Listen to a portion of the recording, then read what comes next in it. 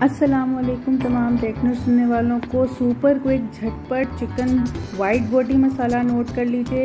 इसमें मैंने जो है एक छोटे से ब्लेंडर में 6 से 7 हरी मिर्चें, थोड़ा सा जो है 3-4 जवे लहसुन के, 2 टेबलस्पून धनिया, 2 टेबलस्पून पुदीना, 1 लीमू का रस ले लिया था और उसको ब्लेंड करके उसका पेस्ट बना लिया था।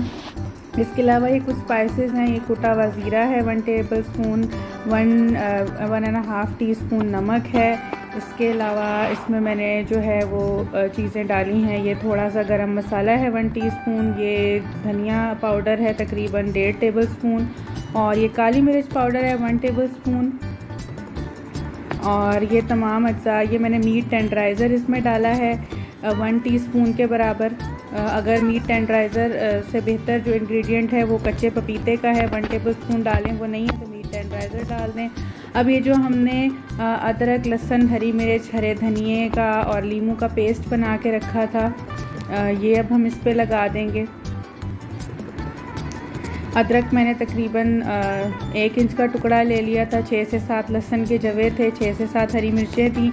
आप मिर्चों के तीखेपन के हिसाब से और अपने जायके के हिसाब से क्वांटिटी जो है वो कम या ज़्यादा कर सकते हैं। ये बहुत ही झटपट मैं आपको इंग्रेडिएंट बता रही हूँ। ये मैंने बारबेक्यू के लिए तैयार किया था, तो आपको आगे चल के जो है वो बारबेक्यू करते हुए हम दिखाएँगे। इस वक्त मैं आपके लिए जो है वो इंग्रेडिएंट्स की एक वीडियो बना रही हूँ कि ये मैंने इसमें इस तरह से इंग्रेडिएंट्स लगाए थे। अब इसके अलावा इसमें जो है वो जाएगी चीज़, वो है तकरीबन 200 से 300 ml के करीब क्रीम चली जाएगी। वाइट बोटी का जो असल फ्लेवर है वो आता ही इस क्रीम से है। और इसके अलावा हम इसके अंदर जो है वो दही भी शामिल करेंगे। दही इसके अंदर तकरीबन जो है वो आप समझ लें कि 3 से 4 टेबलस्पून भर के जो योगर्ट होता है, क्रीमी पानी निकला हुआ, पानी के बगैर, वो हम इसमें शामिल कर देंगे, बिल्कुल गाढ़ा। और ये तमाम मसाले जो है ये हम लगा के और इसको गूंथ के अच्छी तरीके से इसको हम मैरिनेट कर देंगे। ओवरनाइट मैरिनेट करें तो बहुत ही ज़बरदस्त फ्लेवर आएगा, क्या ही बात होगी।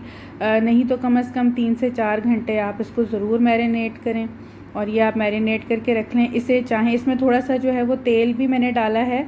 तेल जो है वो तकरीबन आप इसमें डाल दीजिए 2 टेबलस्पून के बराबर। और चाहें तो इसको आप शैलो फ्राई कर लें, हल्का सा पैन में। शैलो फ्राई भी ना करें, बिल्कुल पैन में इसी तेल में आप फ्राई कर लें। चाहें तो स्क्यूवर्स में लगा के आप इसको ग्रिल कर लीजिए।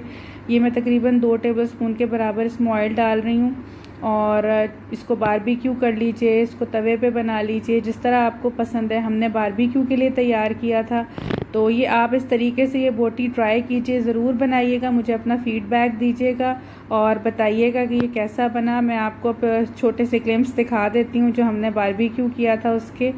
तो इस तरह से ये हमने ग्रिल पे लगाई थी। आपको राइट साइड पे जो बोटी नज़र आ रही है वो यही है। और उम्मीद है आपको ये रेसिपी पसंद आई होगी, बहुत ही झटपट थी। मेरी वीडियो को लाइक कीजिएगा अगर आपको पसंद आई है, मेरे चैनल को सब्सक्राइब कीजिएगा। अपना बहुत ख्याल रखिएगा, इजाज़त दीजिए, अल्लाह हाफ़िज़।